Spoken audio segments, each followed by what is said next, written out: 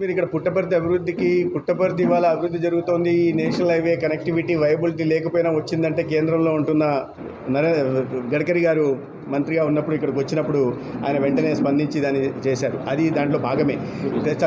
సత్యసాయి జిల్లా మీద ప్రత్యేకమైన దృష్టి సారిస్తున్నాం ఎన్డీఏ ప్రభుత్వం, రాష్ట్రంలో కానీ కేంద్రంలో కానీ. ఒక ఎలక్ట్రానిక్ మ్యానుఫ్యాక్చరింగ్ హబ్గా కానీ ఈ ప్రాంతాన్ని చేసే ప్రయత్నం ఉంది. ఈ రాష్ట్రంలో ఏ జిల్లా అభివృద్ధి చెందని విధంగా ఇక్కడ మౌలిక సదుపాయాల కల్పన జరుగుతుంది. ఖచ్చితంగా పారిశ్రామికీకరణ జరుగుతుంది. పెద్ద ఎత్తున ఉద్యోగ ఉపాధి అవకాశాలు కలుగుతాయి. దానికి రాష్ట్రం కేంద్రం నుంచి రెండు విధాలా కూడా తోడ్పాటును అందించడం జరుగుతుంది. ఇప్పటికిప్పుడు ఏదైనా రాష్ట్రం నుంచి చేయాలంటే మీకు తెలుసు రాష్ట్రంలో ఉన్న ఆర్థిక పరిస్థితి, వీటిని తట్టుకుంటూ మొత్తం గాడి తప్పిన చితికిపోయిన ఆర్థిక వ్యవస్థను గాడిలో పెట్టుకుంటూ మళ్ళీ అభివృద్ధి మీద ప్రత్యేకంగా దృష్టి పెట్టాలా. ఎందుకంటే అభివృద్ధి అనేది 5 సంవత్సరాల పాటు కనుమరుగైపోయింది. సంక్షేమం పేరుతో ఉత్తుత్తి బట్టలను నొక్కడం తప్ప సంక్షేమ ఫలాలు పేదలకు అందలే. కానీ ఇప్పుడు నిజంగా సంక్షేమ ఫలాలు పేదలకు అందుతున్నాయి.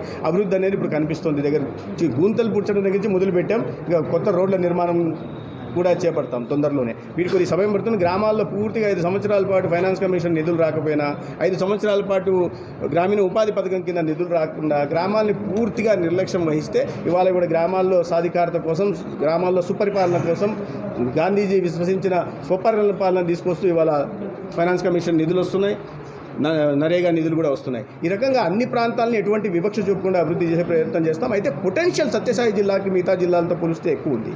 బెంగళూరు దగ్గర కావడం కానీ, లేదా భౌగోళికంగా ఉన్న ప్రాంతం కానీ, లేదా ల్యాండ్ అవైలబిలిటీ ఎక్కువ ఉన్న దీనిలో. అందుకనే డిఆర్సీ మీటింగ్లో కూడా వీటి మీద ఏ చేయడానికి అవకాశం ఉంది, వాటి మీద డిపిఆర్లు తయారు చేయడం కూడా మొన్న జరిగిన డిపిఆర్లు చెప్పడం జరిగింది. కలెక్టర్లకు కూడా చెప్పడం జరిగింది.